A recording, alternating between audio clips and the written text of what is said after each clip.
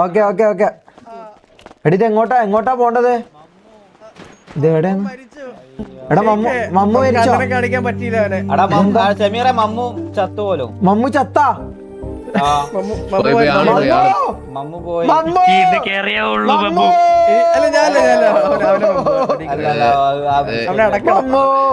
നീ ഇത്ര പെട്ടെന്ന് മരിച്ചല്ലടാ. കർമ്മം ചെയ്യാൻ വേണം. കർമ്മം ഞാൻ ചെയ്യാം.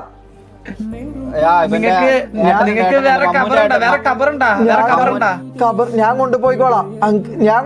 അവനാ ഇവിടെ കുഴിക്കുമ്പോ നോക്കി കുഴിക്കണേ.